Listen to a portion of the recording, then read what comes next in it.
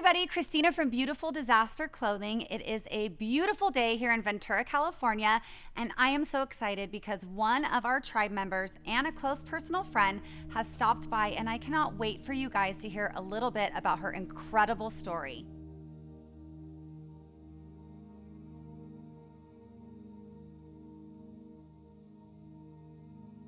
You guys, I don't know if you have ever had the chance to meet Skylar, but I'm super excited that she's here today to share a little bit about her story. It is something that will move you and inspire you through anything that you ever think has been bad in your life. After hearing this story, you'll feel really quick that you haven't ever really had it that bad. Yeah. Skylar, will you share? Yeah, thanks for this. And I think the biggest thing out of my story that I hope you all come away with is that life's going to give you things that are really impossible, but there's always beauty in it, right? There are always things that we can learn from. And so for me, that day came when I was 20 years old. We were getting onto a helicopter to go to Catalina Island, and my dad and a friend of ours was bringing their boat across. And my dad was bringing our boat across, but the weather was like just a little too rough for us to go, so we boarded a helicopter to go over. And it was foggy and overcast and slightly rainy, and I just had this like feeling that it wasn't 100% all right that day. And so we get the paperwork, I start reading through the consent to release forms, and it says, you cannot hold us harmless, or you hold us harmless in the event of injury or death. I'm like, okay. Signed away, got on the helicopter, and we started going over, and everything was great. It was a nice, quick ride over, and as soon as we got to the beach, we saw my dad, we saw our friend, we waved, and then we got over the beach, and we heard this loud pop. More like a bang, like an explosion. And I look out the window, and there's jet fuel and flames and smoke, and the cabin starts filling with smoke, and just like in the movies, all the buttons and whistles and everything's going off. And we were going down. And we weren't super high up, but we weren't super low yet. And we start making our way towards where the landing pad is for the helicopter. And we all were like silently quiet, and nobody was really scared or freaking out, which was amazing.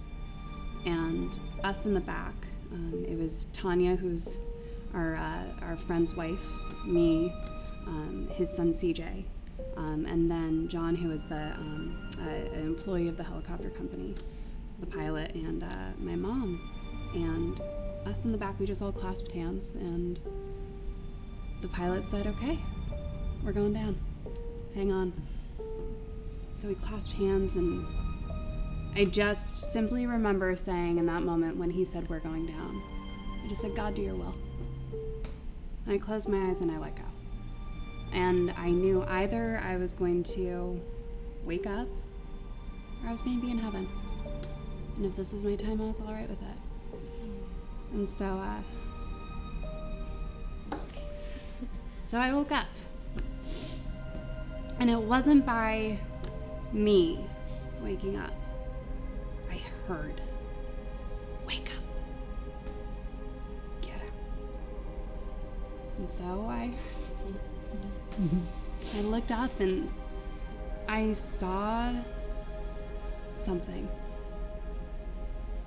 I saw this beautiful, white, burning light. I said, okay, let me show you how to get out of here. And so I went to go stand up, and I stood up and fell inside of myself, and now, and after I knew that I had broken my pelvis in 3 major locations, and so my body just crumbled inside, and I fell to the ground. And I looked up, and he's still there. And I crawled, and I miraculously made it out of there without a single burn on my body when I crawled out. And so I'm now out of the main wreckage, and he bends down and he says, here are your choices. You can go, or you can go get your mom.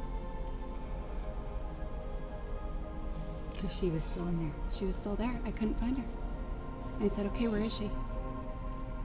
And he points. And I look back, and there she is. And all I see is her blonde hair. I say, okay. So I crawl back, and I crawl back in, and I get her. And I see her, and she's wearing a leather jacket, and so I grab it, and I pull it on top of me, and I put it on my bad leg. I'm like, okay, so now I've got her on me, and I start pulling myself out with her on top of me, and all of a sudden I just see the fire start creeping up, and she catches on fire. And I'm like, okay. I just look up and I'm like, God, please don't make this painful. Just let me go. Out of nowhere, this amazing first responder came up, grabbed my purse, which was wonderfully ejected right next to where we were.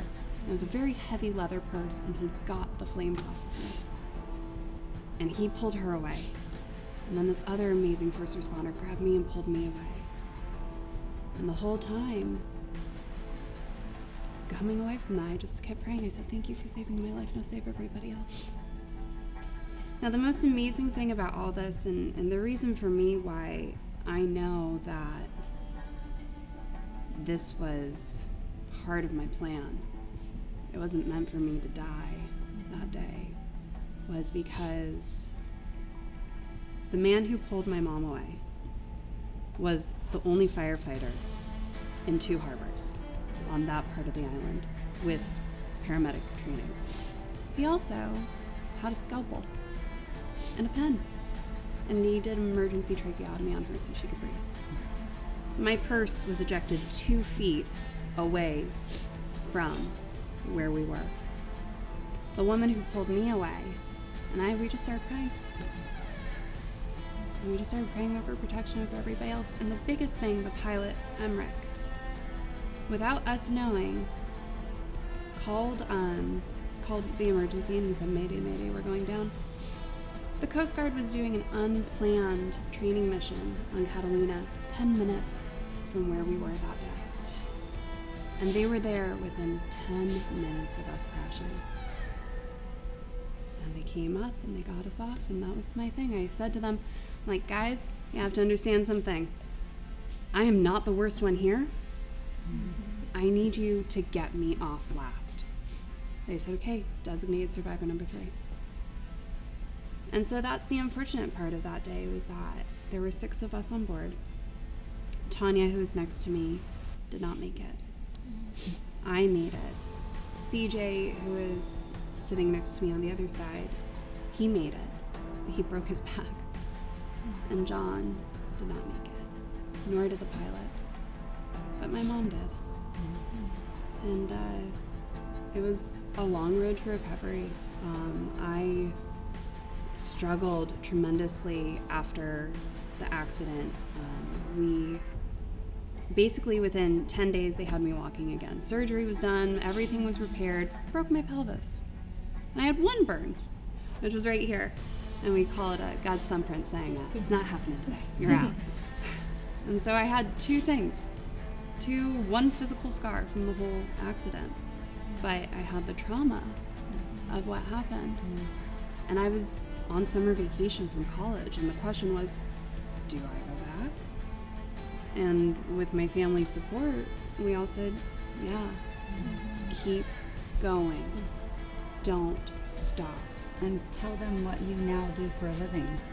So now, after years of wonderful work on myself and having an amazing support system in my family and my husband, I am now giving back in the only way that I know how to serve, which is by serving others through therapy. And so as an associate therapist, I'm working my way towards licensure, but working on helping others realize that even in those darkest moments, even through that trauma, it can always be better, and it can always be beautiful. It just depends on how you realize and let your story become part of your story and not who you are.